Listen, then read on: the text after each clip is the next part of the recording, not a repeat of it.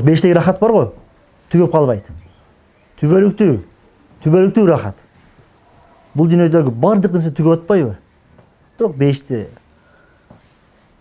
түгөтө албайсың да. Бүгүн рахат, эртеси андан дагы рахат. Бүгүнчө рахат болсо эртең андан көрөк рахат да. Ошо рахат менен болуп кете берет да. Ошого даярданып жатабыз балдар. Ошо бейишке азлан жетейин деп ушинтип кыйналып Куран окуп жатабыз.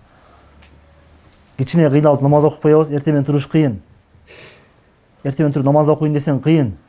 Бирок адам ыйманы болсо, адам тура алат да намазга.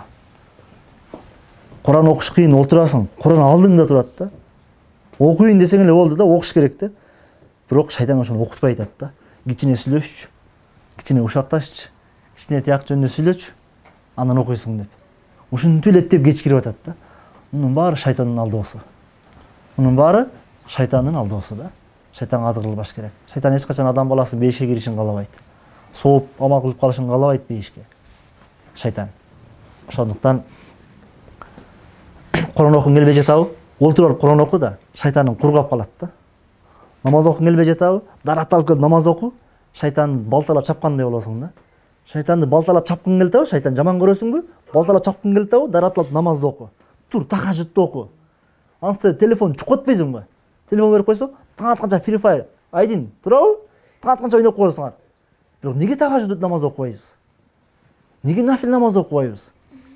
Неге Куран окубайбыз? Неге зикир кылбайбыз? Шайтан койбойт да, шайтанга баш ийип калганбыз да. Ата-энеге баш ийбей, шайтанга баш ийип калдык да. Аллага баш ийбей, шайтанга баш ийип калдык да.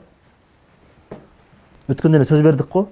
Кайра Аллага дагы сөз берип коелу а.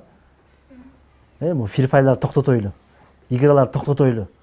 Алла болбогон ман токтотойлу барынчы.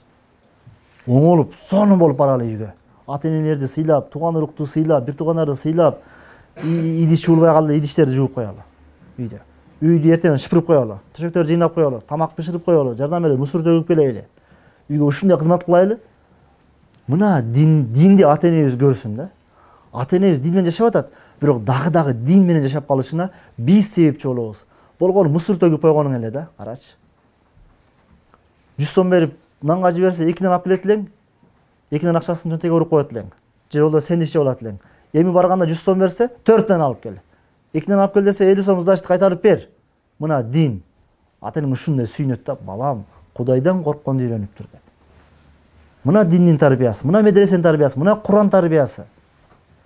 Жакшылыкты көргөзгүлө. Кошунаңар, тууган уругуңар, ата-эне көргөндө, мына балам, айтып атпайбы, жана айттым го. Ушинтсеңер жакшы нерсени көргөзсөңөр, силер жакшылыктын аскычы болосуңар. Барып жаман жагын көргөзсөңөр, жакшылыктын жапкычы болуп, жамандыктын аскычы болосуңар. Эмнен аскычы болот экенбиз? Жакшылыктын аскычы болойлу, а?